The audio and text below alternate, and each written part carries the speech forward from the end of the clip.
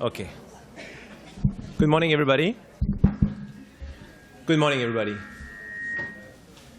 Dear Excellencies, Ms. Jocelyn Mike-Wilson, Deputy Public Affairs Officer, Ms. Jen Funchley, Professional Associate from the Public Affairs Office of the U.S. Embassy to the Kingdom of Bahrain, Dr. Mona Suri, Vice President Academic, Dr. Jennifer Orlikoff from West Virginia University, the Director of the Center for Women and Gender Studies, representatives from the Ministry of Information, CFPG, dear deans and directors, colleagues, students, fellow mountaineers.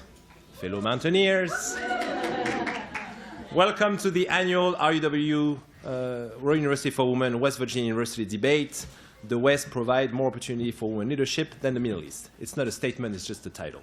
Okay. Just to inform you that this debate will be streamed live on YouTube and afterwards, so don't leave the room, that's what I'm saying. But afterwards, if you want to go back to YouTube, you can actually see the debate. We thank, of course, Dr. Orlikoff and the West Virginia University team, Kate Johnson from Aspire program, for bringing 12 students from Morgantown, West Virginia. And of course, we have to thank the Center for General Study, Mr. Parsa Zokaki, the team, and of course, Ms. Noan Ahmed, the architect of this program this week.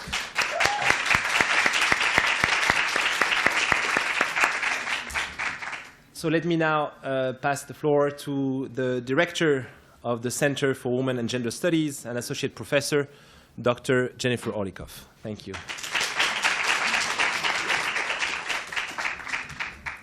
Good morning, everyone.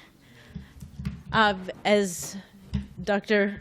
Vivian said, I'm Dr. Jennifer Orlikoff. I'm from West Virginia University, and I am the director of the Center for Women's and Gender Studies.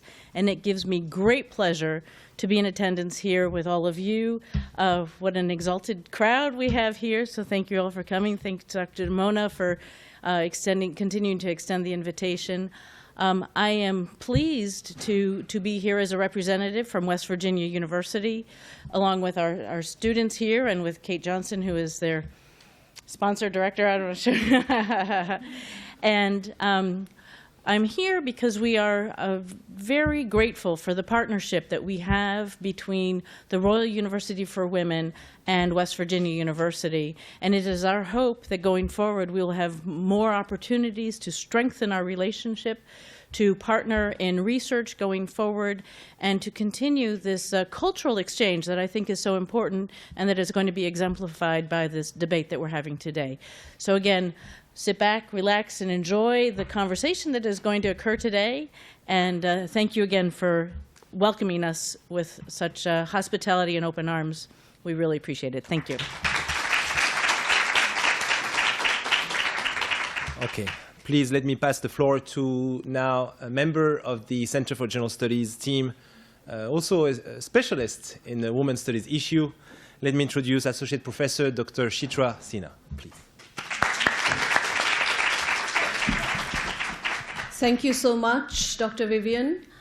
I'm glad that we have a lively audience here to listen to the debate, which is just going to start now. Without much ado, let me start the proceedings of the debate.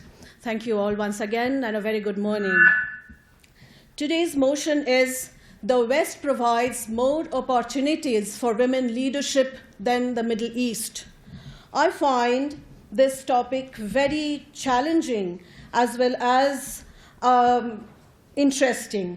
It is interesting because it brings together diverse perspectives on a common platform, and it is challenging because of the difficulties in overcoming ethnocentric bias and moving towards an understanding of women's leadership in a multicultural context, isn't it? And as we all know, that women do face problems only because they are women. I mean, just that. And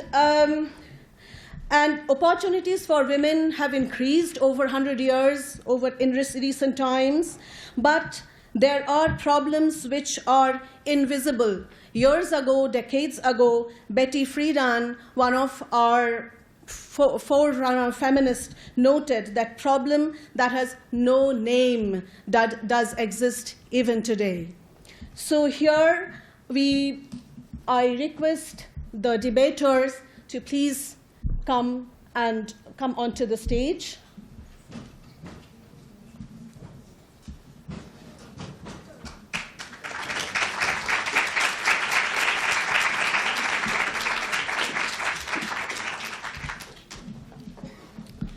I just thought while I was coming here, I was reading by the newspaper, and one news struck me, and I thought that this makes today's discussion even more relevant. Last Sunday, there was is it not working? Okay. There was a tennis match which was played between Victoria Azarenka and Serena Williams. After that, the CEO, Raymond Moore, he in his own way comments that women in tennis, women do not make decisions. They are very, very lucky, I quote. He goes on, he says, if I was a lady player, I would go down my knees every night and thank God that Federer and Nadal were born. And he does not stop there. He goes on to say that women players are physically attractive. So this shows that gender consciousness, how much ever we think that has reached the masses, it is yet to reach the leaders. So, in today's context, ladies and gentlemen, this is very relevant. So we have here Royal University for Women team and the participants from West Virginia University. Our first speaker in the affirmative side this morning is Hillary Kinney, a journalism student from West Virginia University, who will present her case.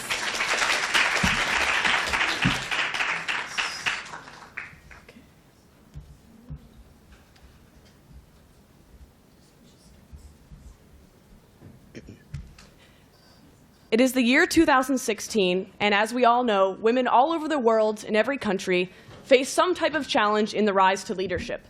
It may be a lack of pay equity legislation, which prevents women from rising in the ranks of the workplace, or it may be the lack of educational resources available to women, or perhaps the inability to vote.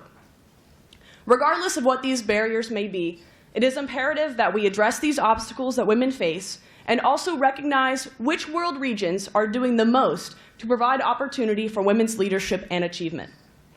The core of a nation, its government, should offer fair representation of the population.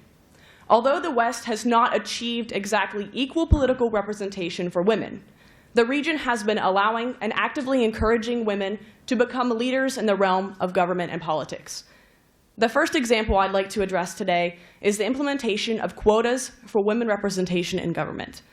Although in the United States we don't have these types of quotas, these do exist in a lot of European countries. These quotas actually increase the opportunity for women to compete in the political realm, in a realm that tends to be very discriminatory. Some of the examples of these quotas in certain countries include some of the Nordic countries. In 1975, Norway actually introduced a 40% minimum target for representation of both sexes on electoral lists. Also, many other Western European countries, including Australia and also Canada, have implemented voluntary party quotas. In 1999, the French government implemented quotas for women in French politics.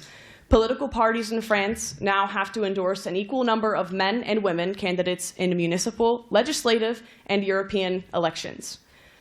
There are some cons to this, but mostly the pros include the breaking up of elite circles and groups that tend to keep women out of elections and out of political participation. Women who rise to these certain roles can actually serve as role models for other women who hope to gain positions in political leadership. These women who have political leadership tend to hire more women to become more involved in their political systems. And I personally don't see these as discriminatory. I see these quotas as working against an already discriminatory system. Another example is women who are already directly involved in government in the Western world. Although, as I've noted, women have not reached equal representation in governing bodies in the West, women are legally allowed to become directly involved in government. Last year, in 2015, women were granted the right to vote in Saudi Arabia. Also in 2015, current presidential candidate Hillary Clinton announced her bid for the US presidency. Clinton, former Secretary of State, First Lady, Senator, and lawyer, would be the first female president of the United States. She serves as a significant mark for women's progress in the United States and in the West. However, she is not the first woman to make history when it comes to women's involvement in politics. For example, in 1916, the first woman was elected to the United States Congress. In 1925, the first female state governor was elected. In 1960, a woman was appointed to a cabinet position. And in 1981, the first female was appointed to the Supreme Court. Women's participation and representation in politics is even greater in other Western countries. Recently, some of you may know, elected Prime Minister of Canada, Justin Trudeau, gave Canada the first cabinet with an equal number of women and men serving. When Trudeau was asked about why he made this decision, his simple remark was, "It's 2015. Across the Atlantic, in Sweden, 44.7% of legislators serving in the country are actually women. And last but not least, legislation that is made to help women. So women might not be directly involved in that legislative process, although there are some. There are many people advocating for women's rights in the political process. Some of these include laws pushing property and inheritance laws, inheritance rights, divorce rights, laws involving gender-based violence, and one of the most popular conversations in the 2016 presidential election, which is pay equity for women. So in closing, although the West, as the rest of the world, has not achieved complete equality for women in leadership roles, the efforts made in the form of educational and professional opportunities are at the forefront of the global initiative to expand women's rights, representation, and presence in political leadership. Thank you.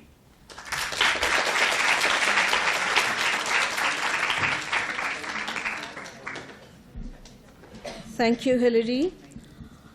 The first speaker in the negative side is from Royal University for Women, Asia Bukawa, a second-year law student.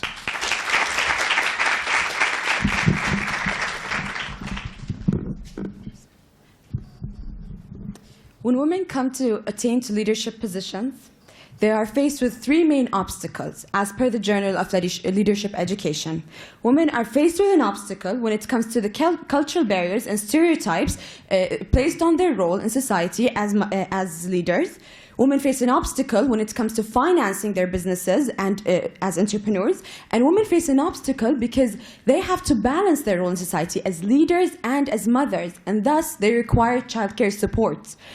Governments in the Middle East recognize that. Governments in the Middle East have shown an immense amount of effort to eradicate these obstacles, giving women the opportunity to lead just as equally as men have. No one can deny the role that media has played in influencing social ideologies and social viewpoints in this day and age. And governments in the Middle East have realized that. They have utilized media. They have utilized media to break down stereotypes and cultural barriers placed on women's role in society as leaders. As per the Arab Leadership Outlook report, Arab media increasingly showcases successful women leaders in the region, which is generating a positive image of women's participation in the economic and political sphere. By drawing up lists such as the region's most influential women by the Middle Eastern magazine and the 100 most powerful women by the Arabian Business magazine, society was able to break down these barriers, pave the way for women to take leadership positions legitimately and in accordance with social norms. Another problem that the governments in the Middle East came to face is the fact that women face a problem when it comes to financing and supporting their businesses as entrepreneurs. How have they solved that? They have not only assisted. Where's this microphone working? They have not only assisted programs and entrepreneurship programs that support women, but they have initiated these programs themselves. We have a 70% success rate for women entrepreneurs in the country. We must be doing something right. One of the latest initiatives is one by the BLC Bank in cooperation with the International Financial Corporation. They have launched the Women's Empowerment Initiative. This initiative is dedicated towards empowering entrepreneurs, giving them the resources, giving them the finances to step out and establish their businesses.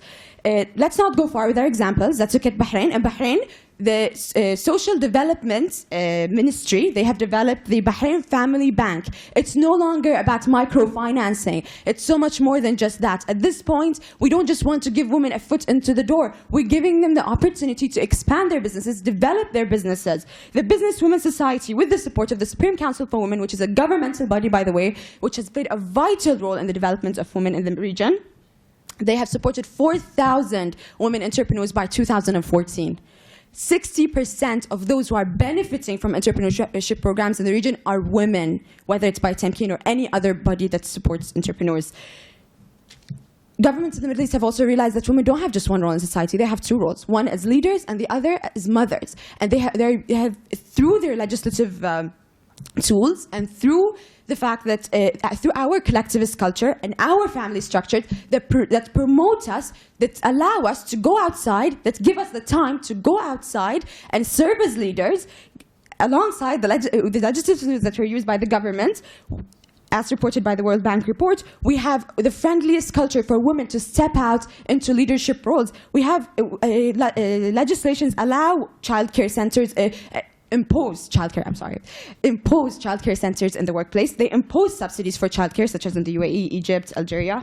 They impose flexible working hours for women, giving hours for suckling and childcare during the working hours. So how exactly is the East not providing opportunity for women in leadership?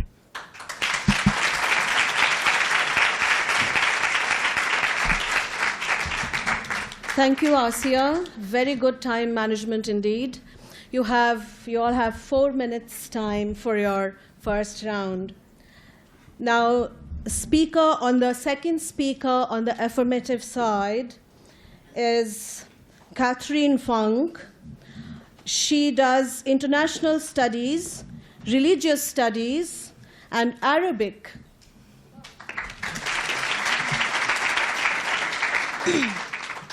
Good morning. Before women could be involved so heavily in our government, like Hillary just spoke about, we first had to gain the right to vote. Without access to the political process, women could not be influential decision makers. Women in the United States gained the right to vote in August of 1920, whereas women in the Middle East weren't given this opportunity until much later, with the exception of Lebanon. Particularly in the Gulf countries, this right came almost 100 years later. Although most of these countries were established much later, incorporating the right for women to vote wasn't an initial consideration. Women's suffrage movements in the United States began in 1848, just around 75 years after our establishment as a country, a time when most delegates agreed that American women were autonomous individuals who deserve their own political identities.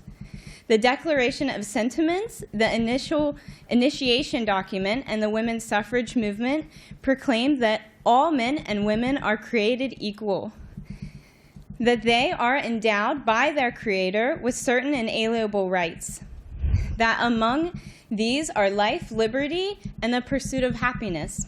Essentially, this meant that women should have the right to vote. After receiving the right to vote, women's participation in politics and other public arenas have continued to increase drastically throughout the last century. As Hillary just mentioned, our top presidential candidate in the United States right now is a woman and has majority support from both men and women voters, according to recent polls. Women have been significant players in other movements, in addition to women's suffrage, important players in the civil rights movement, workers' rights movements, and environmental movements are women. And it is an easy connection to make that because women have the right to vote, they are able to fully participate in societal debates and decision making, both at the governmental level and as private citizen activists. The right to vote means that women are able to advocate in government for women's issues, like fair laws for maternity and family leave, access to contraception, and supporting programs that help women advance. These initiations have worked well. In 1986, only 10% of university presidents in the US were female, but now it's 26%. Women continue to rise in all fields because now that women are able to participate in the political process fully, they can contribute to advocating for continued advancement of women leadership and also progress in our society as a whole.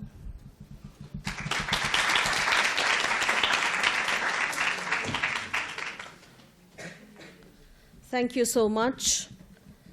Our second speaker on the negative side is Hind Khalifa Al-Amer, a third-year student from Human Resources from Royal University of Kenya.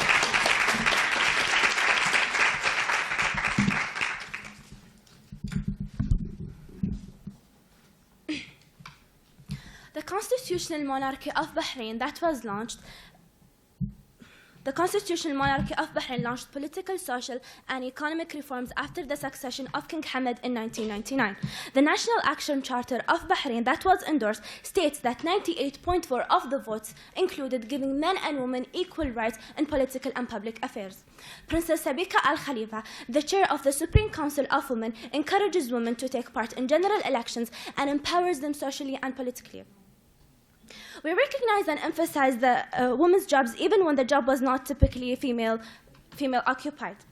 Not only that, but we take pride in women working and learning outside the house. We also encourage women working on male-dominated fields as well, such as taxi drivers. There are plenty of female taxi drivers in Bahrain that say that their spouses and their families support their choice. The second profession that I'd like to speak about is ambassadors. Huda Nunu was the Bahraini ambassador in Washington. Having a female ambassador says a lot about the kingdom. This shows that we are given leadership opportunities even beyond Bahrain's borders. The third profession that I'd like to speak about is Dr. Samar Al-Hmoud. She is a colorectal surgeon. She is a Saudi national colorectal surgeon in King Faisal Specialist Hospital. She is also the first visiting Saudi doctor to the UK St. Mark's Hospital. Women in Arab countries are also welcome to join the military. They are given equal pay to men, and they are also given similar trainings as to men to ensure their bodies' capabilities and their bodies' endurances. According to Dalal Al-Rawashid, the General Director Assistant of Saad Al-Abdallah Academy's Institute, women are given equal pay and other benefits such as rent and accommodation. Article 39 of Labor Law Bahrain states that it shall be prohibited to discriminate in the mere difference of gender, ethnic origin, and language. Middle Eastern countries took countless initiatives to empower women. In Morocco, the National Democratic Institute trained nearly 4,000 women candidates in preparation for Morocco's June 2009 elections. Take note that the government has enforced a 12% quota for women's seats. The surprising thing is that 20% of the women won seats. And the interesting thing is that more than half of them were less than the age of 35. Rawad's Women Empowerment Center operates in Palestine, Jordan, Egypt, and Lebanon, and they provide women with education. This is great because it increases their income generation and, moreover, social justice and equality. Diva Events and Media aims to empower Bahraini women. They do that by marketing their products locally and perceiving them as potential leaders.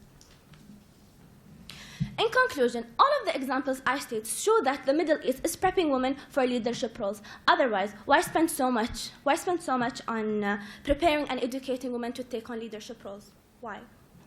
Thank you.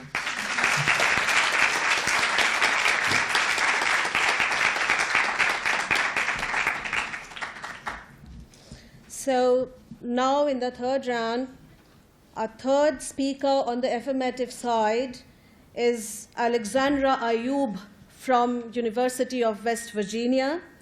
She studies French, biology, and art history.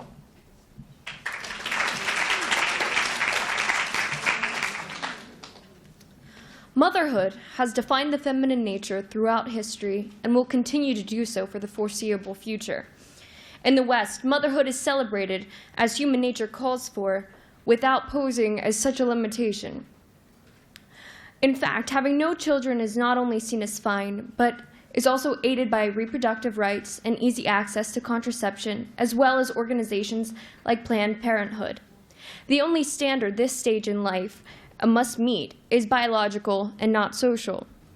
Along with motherhood, the institution of marriage is intertwined, and 47.5% of women between the ages of 15 and 44 never had children, according to a study taken in 2014, and 28.9% of women in the ages of 30 to 34 were still without children. In the West, choosing a spouse is implied with free will. Dating is usually a long process. Romantic love is sought, and marriage is a mutual choice from the earliest stage of dating. Additionally, rights and social norms are still progressing. More and more couples live together without external validation. Gay rights are being met legally in more and more Western governing bodies. In marriages themselves, the dynamic is changing rapidly in favor of leadership of women. Women are experiencing financial empowerment independently as well as at home. Financial empowerment often translates to greater domestic bargaining power. In 1975, Britain passed the Sex Discrimination Act, in which women can open bank accounts without a husband. In 43% of heterosexual couples, the woman makes more decisions than men when it comes to finances and large purchases. When women work outside of the home and have financial equality and freedom, there is more community involvement and activism. The U.S. labor force, in fact, has 46.8% females, and 57% of the labor force and 57% of the labor force participation is dominantly female. So with all of these rights, women are gaining the confidence, and because the home dynamic will and forever be intertwined with a professional life. Thank you.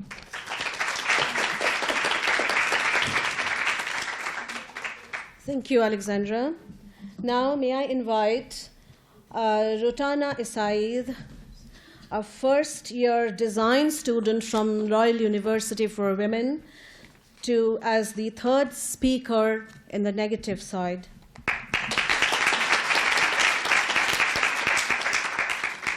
Why is it, do the West think, that women in the East are not given the opportunity to lead?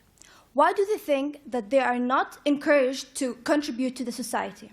Well, this is not the case. The encouragement of women leadership has been vastly increasing throughout the past recent years, and it continues to rise. This encouragement comes from us and our society. This shows that women are being seen and they are being heard, and it continues to thrive for more females to lead our way. It is not surprising that women are now demanding a greater role in key political and economic positions. And in fact, a quarter of the prosecution staff are led by females. This shows that the females are actually being worked in the public arenas. Let's take the UAE, for example. Since the quota system has been introduced, the key turning point for women encouragement has been improving and has been encouraged for them to lead. So in the UAE, in a span of 12 years, the proportion of women working in the public sector has increased from 12% to 66%, and I repeat, in 12 years, while women in the US working in corporate boards has been stuck in the range for the past decade, from 12.1% to 12.3%. Let's talk about Iraq now. In its constitution, the law clearly states The election law shall aim to achieve a percentage of representation of women of not less than 1/4 of the members of the council, which results in an outcome of 83 seats are given out of 328 seats to women, which in total is a 25.5% in the lower parliament. The Iraqi cabinet system has approved a quota system in which women working in the Ministry of Health and Education, half of the seats should be given to them, and in other ministries, 30% should be given to them.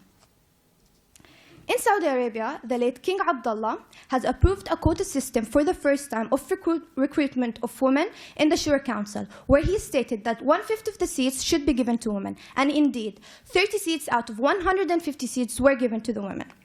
In fact, the Saudi parliament has more women than the US Congress.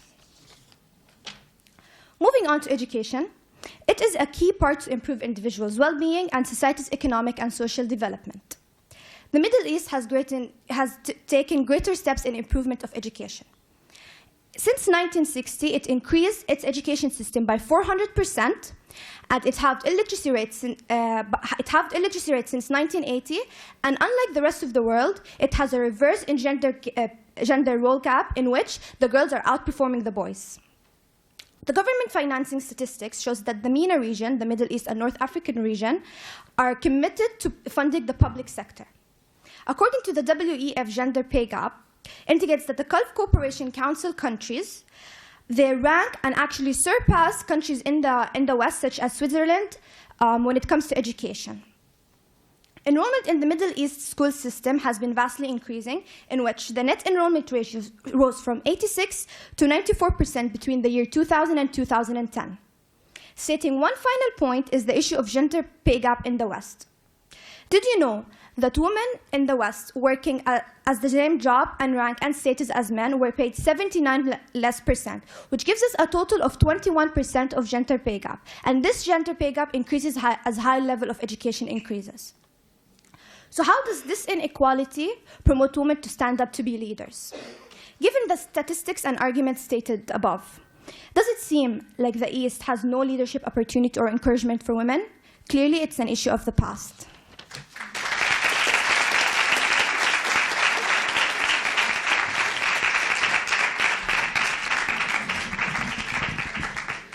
Interesting discussion going on.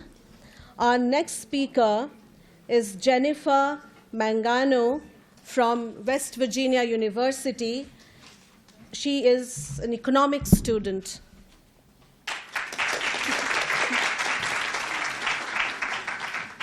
Women do not have as many leadership opportunities in the private industry as men anywhere, even in a time where women all over the world are trying to gain these equal opportunities.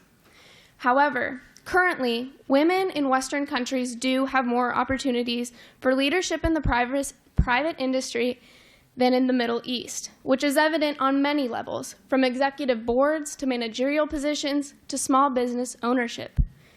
According to the Center for Equity in Business Leadership, women hold significantly more executive board positions in Western countries than they do in the Middle East.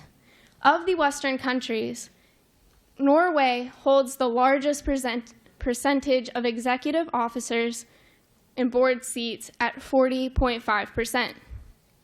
Of the Middle Eastern countries, women in Oman hold the largest percentage at just 1.8%. This percentage is lower than the Western country with the lowest percentage, which is Portugal with 3.7%. The country with the lowest percentage of women in executive boards of all the countries surveyed was Saudi Arabia with 0.1%.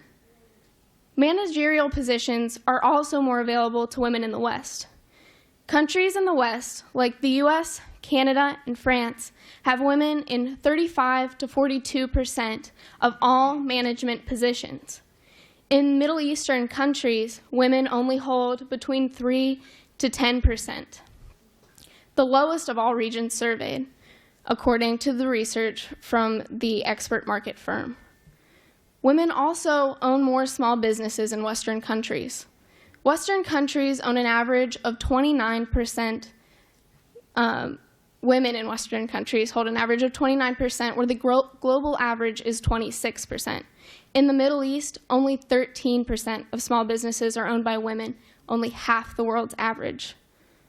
Part of the reason that women have more opportunities in the West can be attributed to the large initiatives taken by the European Union and other Western countries to incorporate women into these positions. One example is that the U.S. has affirmative action, which encourages women in 3 realms: employment, education, and small business ownership.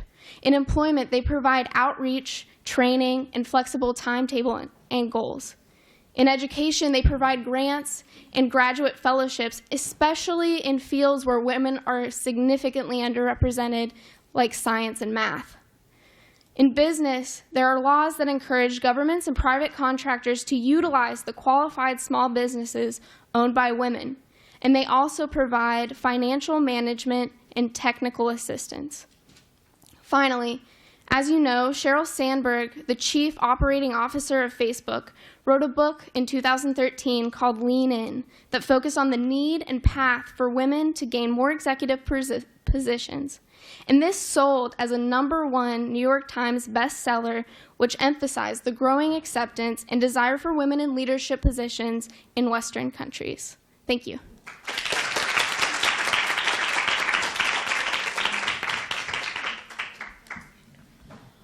Our next speaker, Aruba Abbasi, a second-year student from the College of Business and Finance. She will be taking the negative side. Thank you. Women presence is still very poor in the senior leadership positions, despite all the progress in the West. Is it because they're victims of discrimination, or did women choose not to lead? It's a shocking reality with all the attention the West gets on the issue of gender equality through social media and television. You'd think these countries in the West will be doing better. Certainly, this is not the case. A study from Women in Government shows that women in the U.S., they're still a minority. They hold only 19% seats in the House of Representatives, whereas the men hold 81%. Currently, there are only 6 U.S. governors, they're women, and 24 states never even had a female leader. How does this promote equality, or how does it influence women citizens to work? On the other hand, entrepreneurship and innovation became the groundbreaking reality in much of the Middle East. Like in the East, Afghani women, they ensured their rights from a constitution that preserves equality between men and women, a parliament in which women hold more than 28% having individual leadership stands. Women represent 1/3 of the Algerian government, the Shura Council of Saudi Arabia, which is appointed by the king, who made efforts to include up to 30% of women in the membership. The percentages of women in the parliament, they're continuing to increase at a good pace. However, in the West,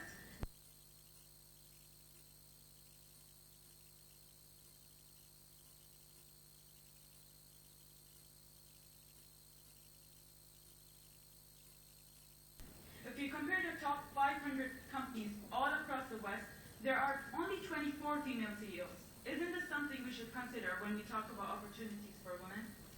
Another fact that doesn't come to our attention is that women are vastly underrepresented in elected offices all across the West. If we combine the majority of the U.S. population, which is 320 million people, and we relate it to the year of women in 1992, 2 decades later, they still hold less than 20% of the seats. America's rank in the world for percentages of women in parliament is unfortunate. That is just behind Kenya and Indonesia, and barely ahead of UAE. Whereas Pakistan, Iraq, Afghanistan, they all hold more women percentages in parliament. India has the longest stretches of women in power, whether it's Indira Gandhi or Pratibha Patel. Bangladesh Prime Minister Sheikh Hasina, who was re-elected for the 3rd term, as she promoted leadership to another tangent. Benazir Bhutto, who served Pakistan twice as a prime minister. Women won't achieve fair leadership positions in the next 500 years, said Cynthia Terrell, the founder of Representation 2020 Project. Lastly, the increased female economic activity is due to 2 main reasons. First is the higher levels of education. As MENA's investment in levels of education has been very impressive, as women are enrolled in ministries that are in relation with gender roles, whether it's the Ministry of Education of Human Rights, Women and Family Affairs, or even Social Services. The second reason is the rise of the average marriage, which is 25 years old, which leads to more independency, and many women work on good positions for their own benefits. To conclude, this is especially relevant to the transitions in Arab world, from Tunisia to Egypt to Libya and Yemen, where women empowerment echoed throughout the Middle East. Thank you.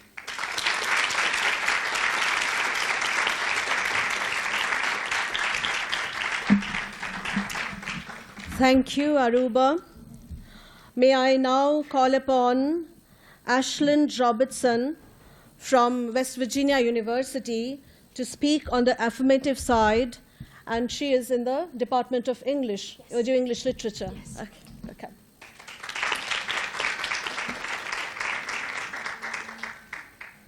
In the Western world, women are more free to pursue educational and job opportunities that are more traditionally only open to men. By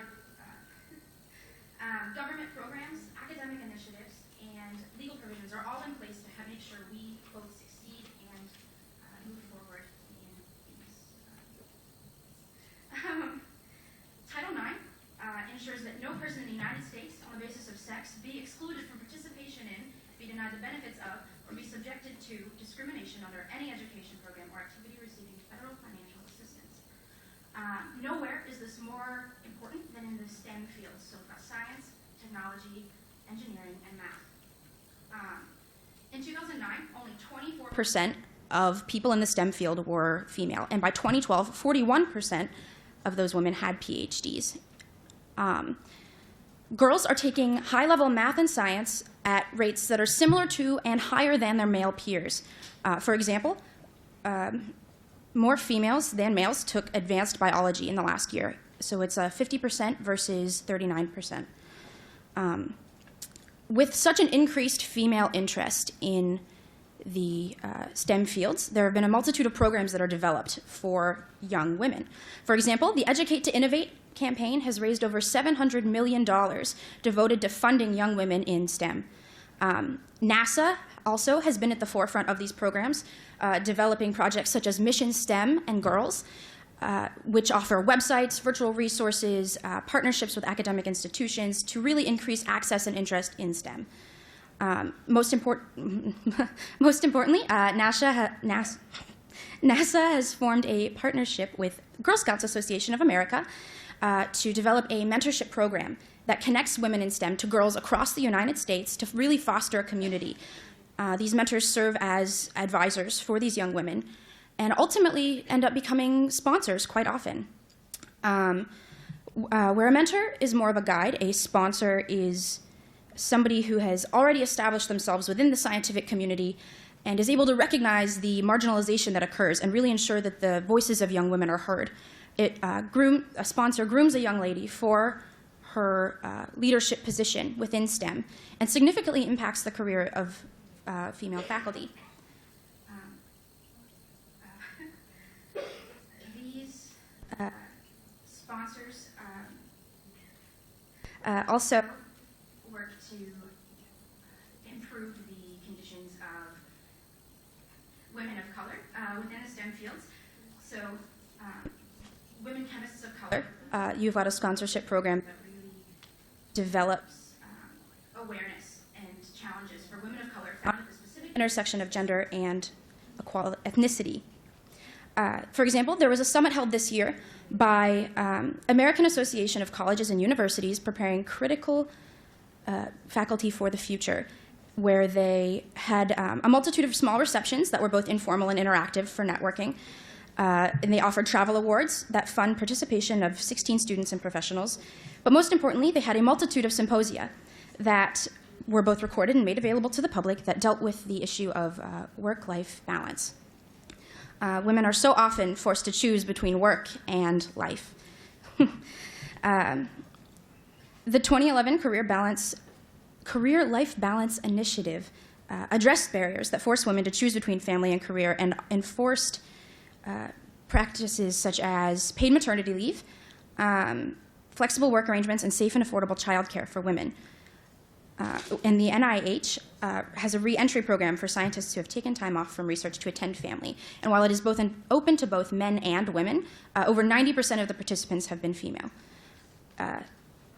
these programs really enable young women to step into leadership roles within STEM. By balancing work and life and encouraging young girls to get involved, they're really able to step forward and become leaders. At WVU alone, we have several different programs aimed at women in STEM, including the Society for Women Engineers and the Alpha Omega Epsilon sorority that provide these mentors and provide these networking events and support young women in STEM. Thanks.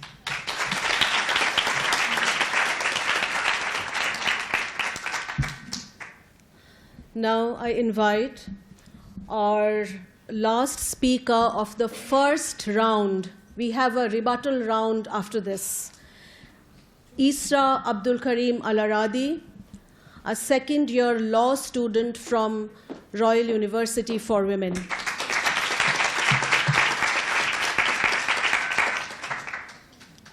More leadership opportunities for women in the West. I'd like to start by saying, is this proposition of any relevance today, and if it is, under which circumstances is it true? First and foremost, women taking leadership positions is not foreign to Middle Eastern countries.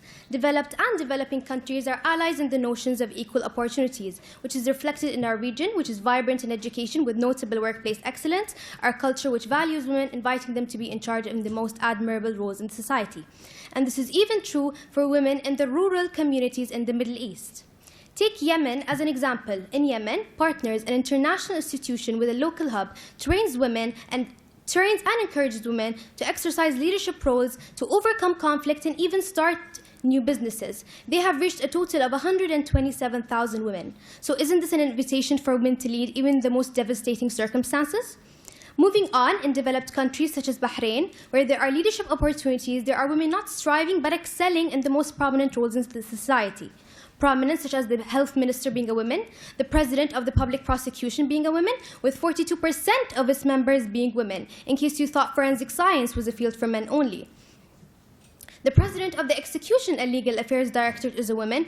Of the Council of Representatives appointed by the king, 9 of them are women. One of them even served as the vice chairman in the Committee of Foreign Affairs, Defense and Security. Yes, these roles are not foreign to Middle Eastern women. Women are in the police force, are in the military, therefore limiting the areas in which women were not culturally known to occupy.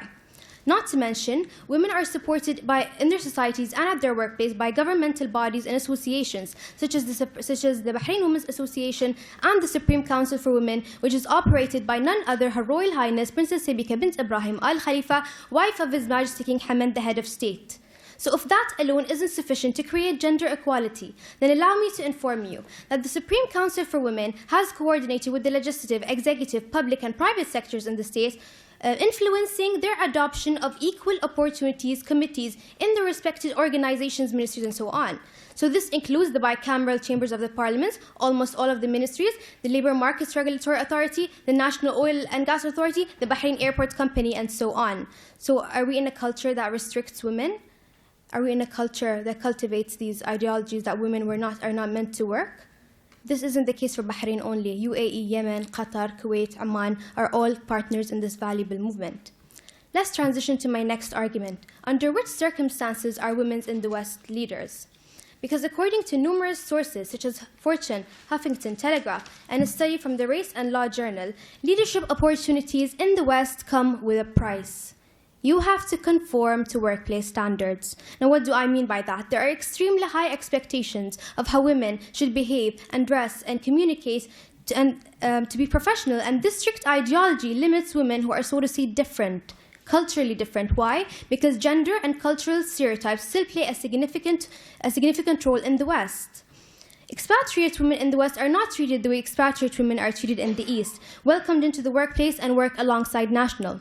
Now, Fortune reported in reference to the United States in 2014 that just over 4% of Fortune's 500 CEOs were in the classification of minorities, African Americans, Asian Americans, and Latin Americans. So how does this promote equality? Are we in a culture that cultivates these restrictions, allowing them into our workplace because we are influenced by stereotypes? Whereas in the East, diversity is not only tolerated, it is celebrated. Take this university as an example. So the scope of leadership opportunities for women in the West are limited to a certain type of women, when the truth is women shouldn't have to lead like men to be successful or even like one another. It is only important that they lead and effectively contribute to the growth of their societies. And this in particular is what Middle Eastern women are doing today. Thank you.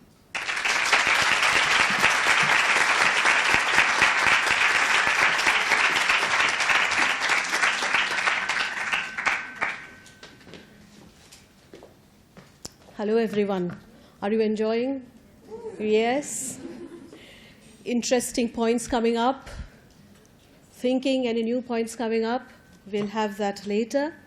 But I was just thinking, since they will be having a rebuttal round, and let them just think about it for a couple of minutes.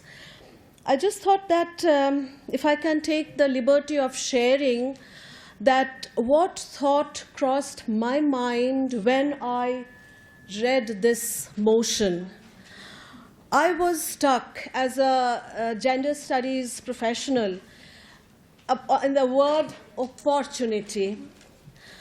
I was just thinking, it made me wonder, it made me think that the idea that there are opportunities, say in the West, is that the thought as provided by male West? Are we meaning that? Also that women's leadership roles, are they limited to what opportunities are permissible? These are just few open-ended questions, and purposely because I don't want to touch upon what they are talking, because they will have a round of their own. So, these are subtle questions. I found them complex, but then, one can just think through. And in the East or in the Middle East, is it any different from the West? Women's leadership, therefore, can we say is defined differently, in which maybe in another way to maintain the status quo? And that reminded me of several debates that we had in our gender studies courses, classes, where tradition and culture is often called upon to support male benefit. And since I personally work on legal debates and social debates which take place when law transformation happens in society, we get to deal with such issues quite often. And if we as women say that give us equal and full right, we will find our opportunities. How about that? What about choice? What about choices? Free choice. But having said that, even the parts of the world, say for Scandinavian countries, which has reached a kind of a level of equality in gender rights, they too have their own issues in a way, like using language, they, he, she. In Swedish language, there is one, one can refer as hen, which is, so there are, issues which are coming to the fore when you write formally, when you formulate, rules and regulations, what kind of language do you use? And there are, in Sweden especially, they have, this is one thing I think, other Western countries, Eastern countries, which is important to see, they have something which they call parental leave, which is for almost 1 year. Both the parents get that, and they take equal part in raising child. So when motherhood, that takes off the burden of motherhood from women, which is very, which gives women an opportunity to behave like an ideal worker. So that is kind of an equalizing factor, one can say. And there is another concept which I just want to introduce or maybe talk about. There is also a notion called enter women, exit power. Like whichever field women enter, kind of power exists there. Or exit power, enter women. So these are kind of few concepts which we can think about being, women professional and all of that.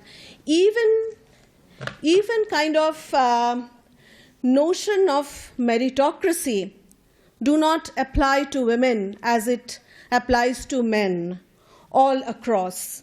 Like if merit was the selecting criteria for leaders, many a time world does not find women meritorious enough.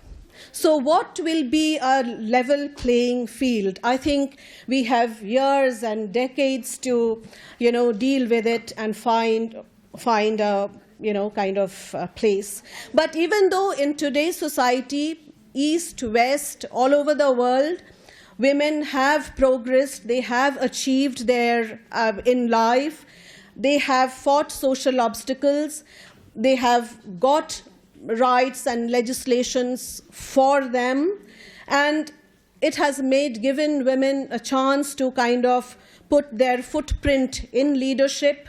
But I think there is still a long way to go. I think with these few points, if now we can start the rebuttal round.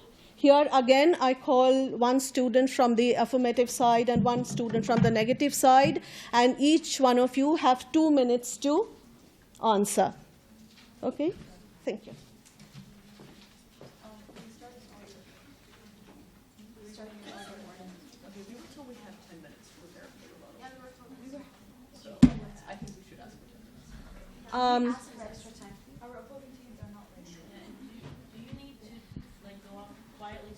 Yeah, we were just told we'd have 10 minutes to prepare. I think both teams were told that. Yeah. Okay. Can they also go talk somewhere quietly together? Because that was my understanding. Yeah. That's what we all understood. You want to? We all take 10 minutes. Yeah, like have a break. Oh, then can we have the presentation now? Instead of, yes, like if the debaters want to take a break, then we can have a short presentation as prepared by both the universities for the audience.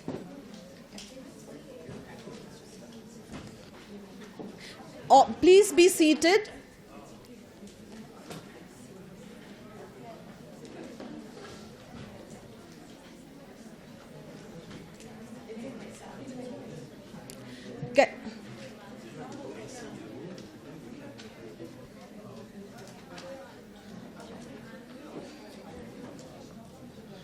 Students, please be seated. We can have the presentation now.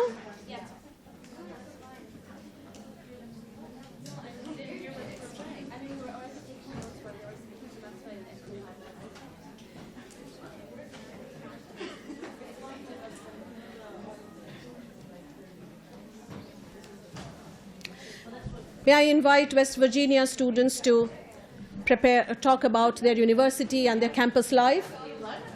Yeah. Can you? Yes. You can take the presentation.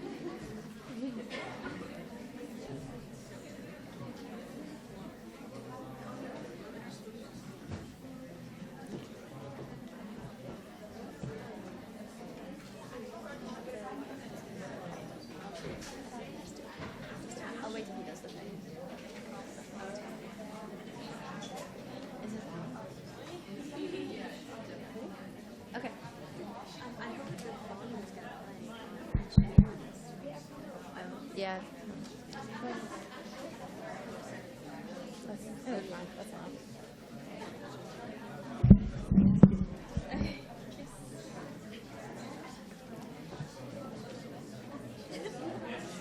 Hi, everyone. Hi, my name is Karen Laska. I'm Catherine Reynolds. And my name is Rachel Montgomery. And we're going to be giving a short presentation about WVU student life and experience. Okay, first, for a short overview, West Virginia University is located in Morgantown, West Virginia. It was founded in 1867 as a land-grant institution, which means not only was its purpose to educate the people of West Virginia, but also to serve the state as a whole. WVU has approximately 30,000 students. Of these students, 52% are male and 48% are female. In addition, 49% of the students are from West Virginia, whereas 51% are non-residents, either out of the state or out of the country. WVU has 15 colleges, which range from arts to economics to engineering to medicine. Within these colleges, 193 degree programs are offered, from bachelor's, master's, doctorate, and professional. WVU is always looking to expand and develop its degree programs. For example, there is even an Arabic minor being developed right now. There are a number of opportunities for academic and professional development of students at WVU. For example, the university has 2 university-wide career fairs, as well as 10 industry-specific fairs. At these fairs, students have the opportunity to submit their resumes to potential employers, as well as to interact with these employers on a personal basis.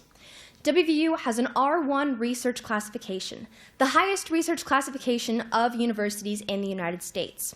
In addition, students at WVU have the option to do undergraduate research, in which undergrads interact and assist a professor who is conducting research. WVU has 2 main campuses located in different areas of Morgantown. The first campus here is the downtown campus, which is located near downtown Morgantown, and includes academic buildings as well as our student union. Across Morgantown, we have the Evansdale campus, which includes more academic buildings, as well as the Student Recreation Center and the Creative Arts Center, where students can watch performances put on by the college.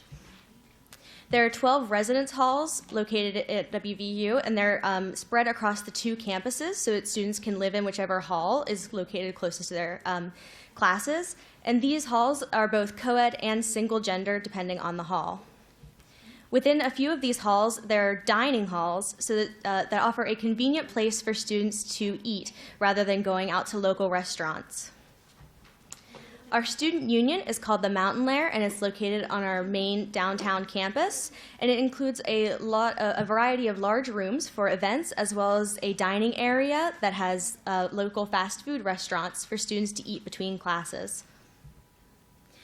At the Mountain Lair on Thursday, Friday, and Saturday evenings, WVU puts on a free program for students called WVU Up All Night, where students can participate in activities like laser tag, bowling, movies, and it provides free food for the students.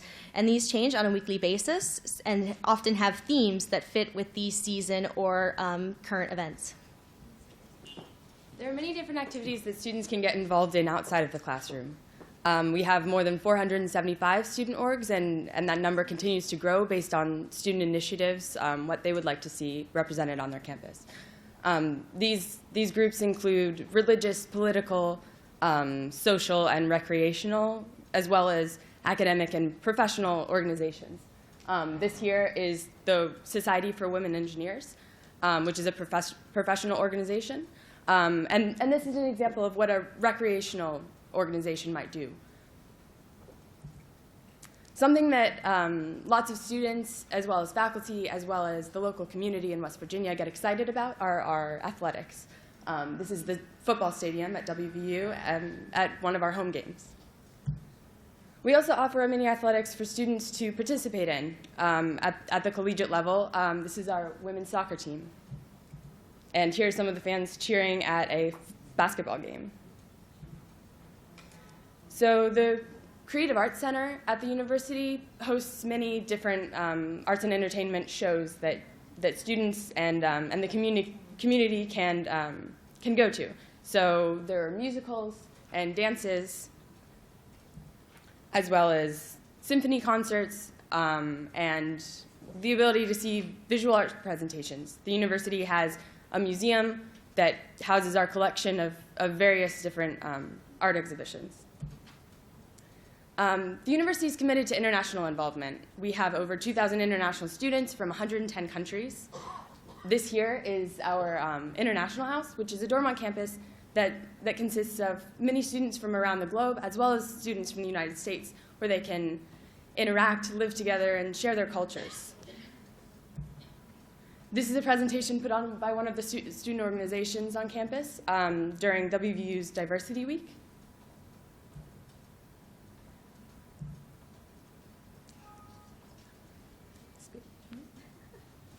And we have a short video to show.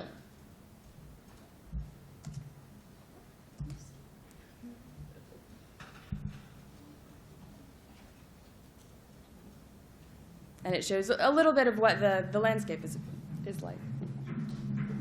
Every journey starts with the first.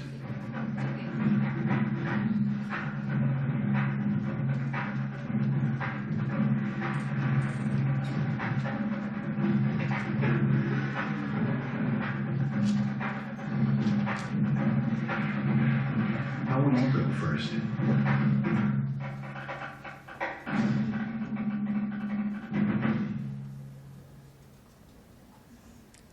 So,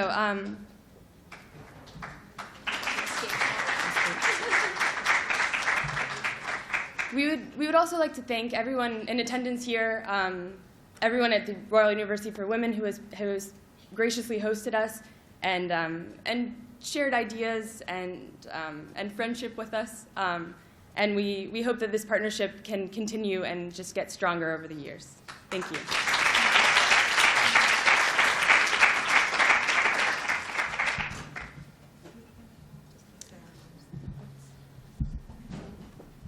Thank you, Karen, Catherine, and Rachel, for your nice presentation. It was wonderful to see your beautiful campus. Maybe one day we also visit there. Now, may I invite Shadia and Hind from Royal University for Women for the short presentation of the student life at RUW.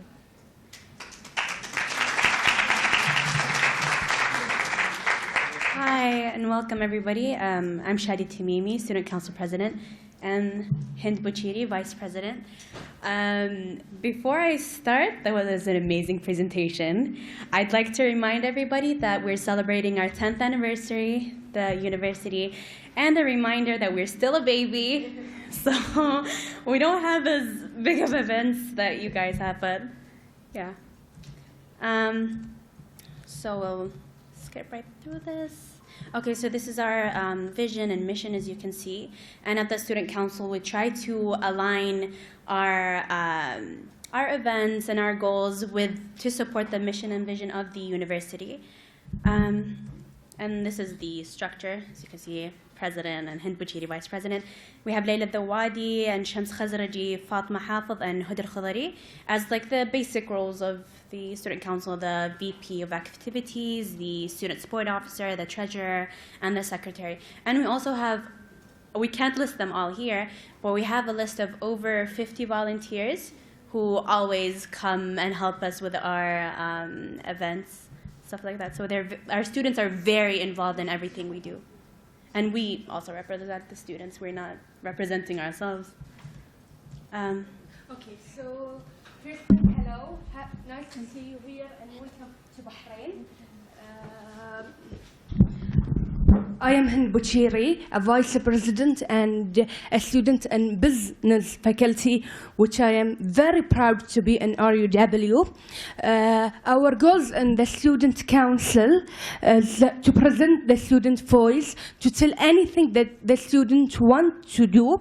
Second, to enhance the activities and the events that we will do, and we will show you in a bit what the activities that we do this year. And to enhance and come with solution for the student to be happy, and we see the smiles on every person in each. Our future plans is to meet the students, to challenge the challenges that we face, and to make positive seriously. We'll keep this very brief and short so you can all process the debate and all that. Some of the activities and events that we did, we had students donated blood, a public a public hospital came, and a lot of our students were so gracious and helpful. They came and donated their blood to people in need. We left bikes in campus, so anyone who wanted to ride a bike, and then we had a race. So it was just a fun activity to promote like healthy living and just being active. We also celebrated the 10th anniversary with a huge carnival. It was all organized by students, 100% actually by students. It was amazing. I was amazed. Students showed like really, really good skills. We bargained our. This is off. I couldn't. Yeah. So and all of the picture he used here, the seating area was all done by students. It was painted and fixed and all of that. And yeah, basically that's what we do. So. We have a lot of more events, but these are the ones that are worth mentioning. So thank you.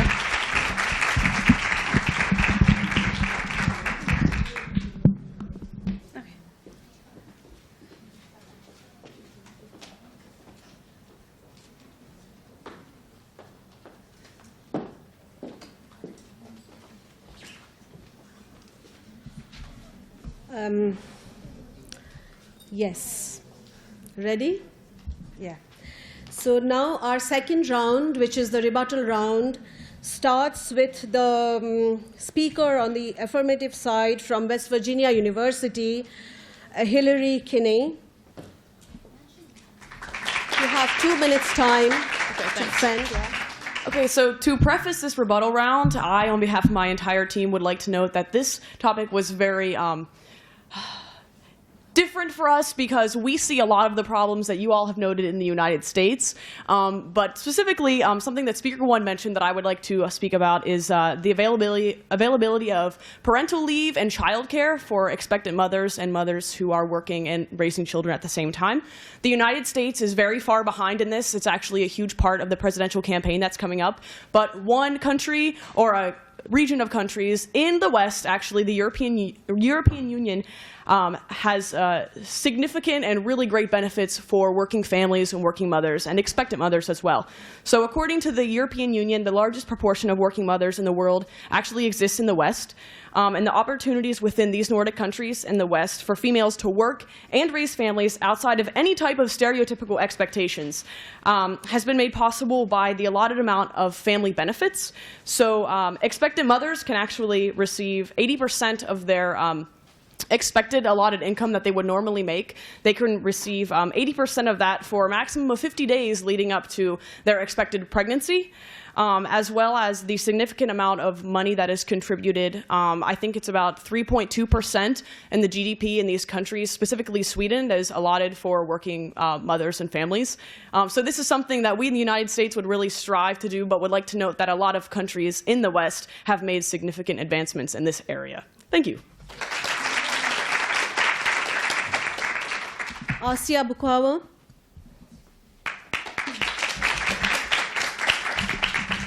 As mentioned by my respected opponent, women in the West have the opportunity to open bank accounts. Well, legislations in the Middle East have allowed women not only to open bank accounts, they have allowed women to manage their businesses, own their businesses, access finance, such as loans. That's more specifically in Egypt, Algeria, Lebanon, Tunisia, Jordan. And there has been an immense amount of support from government for women to own and open businesses and provide funding for businesses. So, thank you.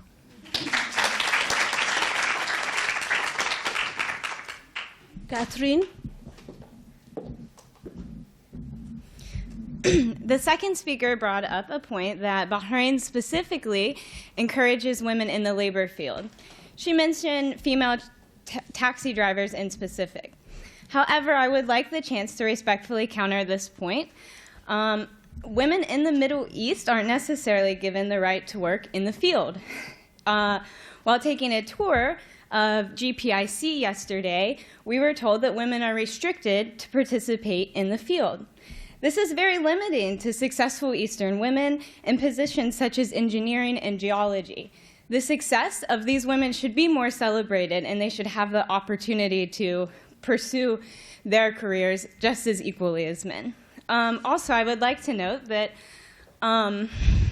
it is a heavy generalization that in the West we see women as being oppressed in the Middle East, and this isn't the opinion throughout for all of us. Thank you.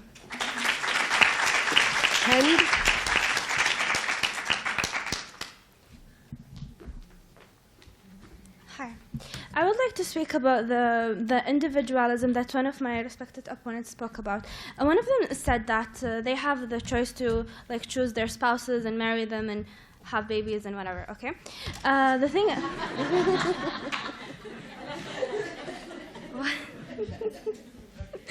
Okay. The thing is, it allows you to lead at the expense of not having a baby. In the Middle East, we have a collectivist community that we know that if we work and get married and have babies, we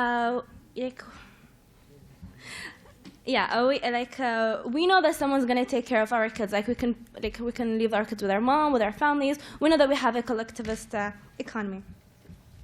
We don't have to make a choice between getting married and having kids and the choice of letting our career go away. Thank you. May I now invite Alexandra Ayub to defend? The progress of the East within recent times cannot be argued. Yes, the head start of women's rights has only been sustained in the West. This fact only solidifies a major ideological difference. There's a need to work harder to prove innate worth every human being has. I repeat, this worth, this free will, is innate. Everyone is born with it. And knowledge of personal capacity does not solely depend on the professional atmosphere. When the mind is shaped to be powerful and confident in one area, one cannot simply switch off these tendencies in another. In fact, personal and emotional ties commonly compel self-assurance or lack thereof in more than any other field of life.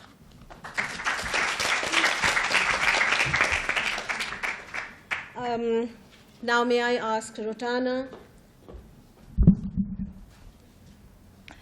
As my honorable opponent stated, that the Prime Minister of Canada, Justin, said that it's 2015 and women should be equally treated as men. Well, the Sheikh Al Maktoum of Dubai clearly stated and always tweets about women how he encouraged them to be leaders and how he stated and tweeted that women will work equally as women, and he supports women to lead. That goes also as Saudi Arabia, where I already mentioned in my argument that the King Abdullah, the late King Abdullah, he also supports women, and he approved a quota system in which women should be worked as equally and treated equally as men. And as I already mentioned in my argument, the Iraqi cabinet approved a quota system in which half of the seats should be held by women, which means that women are equally treated as men and the equal seats of women are given as men. And going back to the UAE point, the Sheikh Al Maktoum has enabled young Emirati women to confidently step into prominent roles in advancing national growth and development by nurturing a confident and competent generation of future women leaders. Emirati women now hold high-level positions in sectors such as diverse as civil aviation, law, medicine, security, academia, and government, and enjoy prominent status as diplomats. Media figures and business leaders and they tend to reach out to propel other women forward in creating a powerful multiplier effect that benefits the entire society. So how can they say that when the West provides equal seats to women and they're equally treated there, so does we? Jennifer Mangano. I would like to bring up a couple points that my respected opponents brought up. Speaker 3 mentioned that there is a government council in the Middle East that requires that 1/5 of the seats be for women. However, in the Council of Europe, 40% of the underrepresented sex, which is at this point women, need to be represented. Also, Speaker 4 brought up that out of all of the Fortune 500 companies in the West, only 24 have CEOs who are women. It is deplorable that at this point so few women are CEOs and represented in the government. And it is also deplorable that some Westerners have the stereotype that women in the Middle East have limited leadership opportunities, where it is evident that this is not the case due to the excellent points that my respected opponents brought up. However, there still seem to be more leadership opportunities in the West currently. Thank you.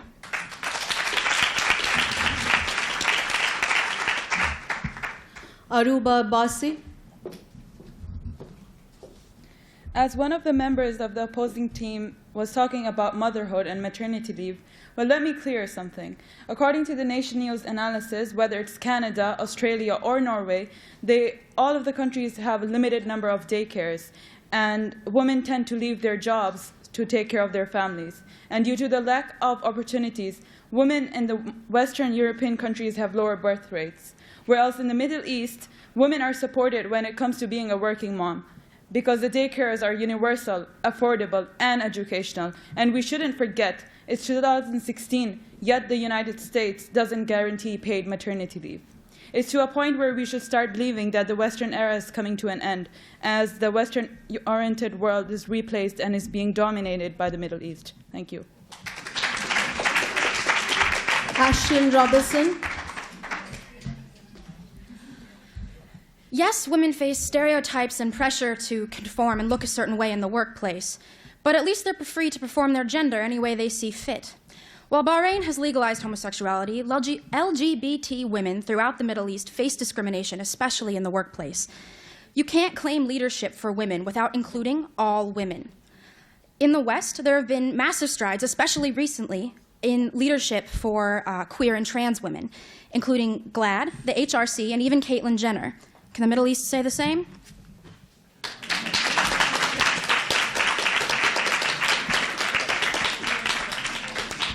Isra Abdul Karim.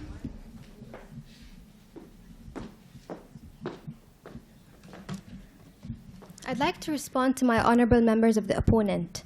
It's interesting that you mentioned the issue of dating and free will, because as far as I'm concerned, dating has nothing to do with pursuing leadership positions, which, might I add, has been a successful pursuant in the Middle East. And if we didn't have free will, do you mean we were forced to be ministers, presidents, and executive decision makers, where we are forced to take these decisions? And if we are, aren't we lucky? And also, I'd like to touch on the remark on education. I'd like to mention France, since they think we've been mentioning the US too much. In France, children from poor backgrounds do far worse than kids from well-off families or better-off backgrounds. A recent analysis shows that the performance of French kids depend on their socio-economic background. Today, 1 in 4 pupils fails to complete his or her secondary education. The social inequalities of the system has increased to the point where the gap between the performance of children from well-off families to the performance from children from well-off families and poorer people are one of the biggest gaps in the world today. And also, I'd just like to respond to something. When women go to interviews and pursue leadership positions, they are not asked, are you gay, are you lesbian, and so on. And it all depends on qualifications in this region.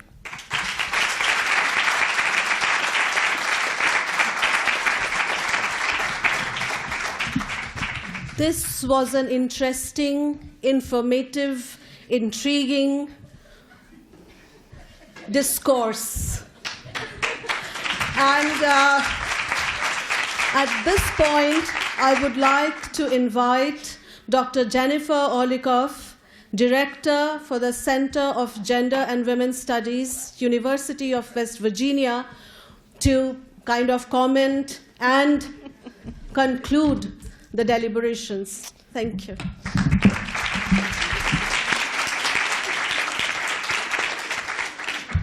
Well, I have to say, we need to give a round of applause to both of these sides. They've done an amazing job.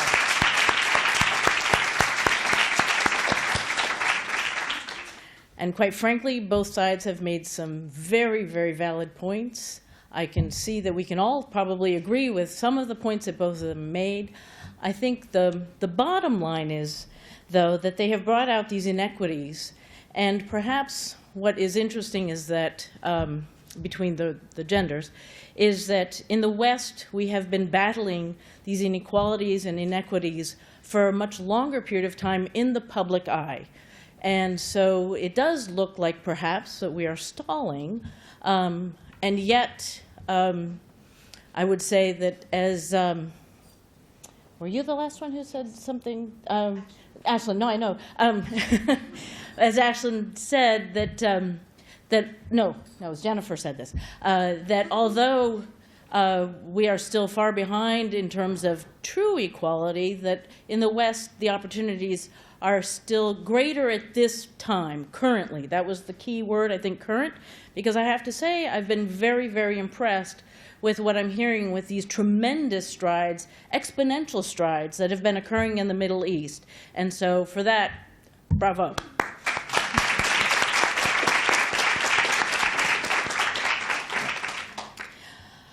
What this brings to mind to me is that it was in the late 1980s that the Declaration of the Human Rights of Women was finally sanctioned or put into place or actually enacted with the United Nations. So in the late 1980s already, that was quite some time ago, but why did we need to do this? It was because there was clearly inequities and injustices across the world or around the world that needed to be addressed, and it needed to be addressed in a formalized, systematized manner. And I do believe that all parts of the world are doing their best to try to make some advancements to find some stasis, point of stasis. Some countries are clearly doing better than others. Some regions are doing better than others. But I do have to say that of these two regions, both are doing tremendously well. I also was very impressed with Isra's comment on women shouldn't be like men as leaders. As a feminist, this is such a true statement. And unlike many women CEOs in the United States who feel that they do need to adhere to patriarchal expectations, I think it is important for us as women to collectively come together and realize that we need to take this leadership and take it as we need to be leaders, not as other people are telling us how to be leaders.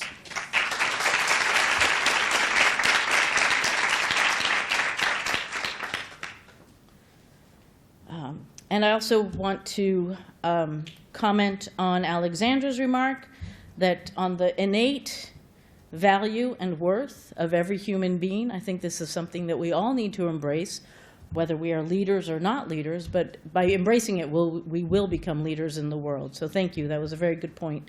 I also am very glad to see or hear Rotana saying that these inequalities, these injustices are an issue of the past. That was beautiful, beautiful.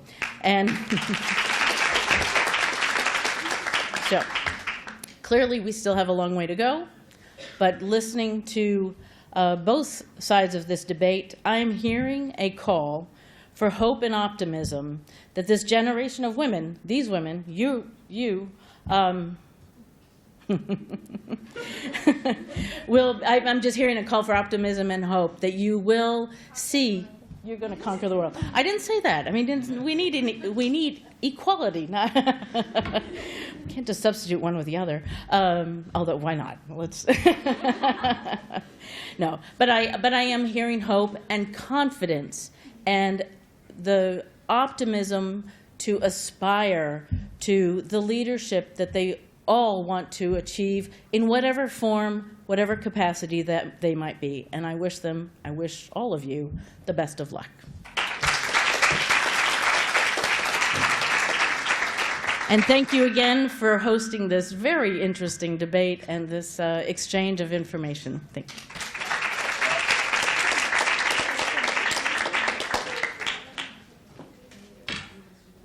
Thank you, Dr. Orlikov.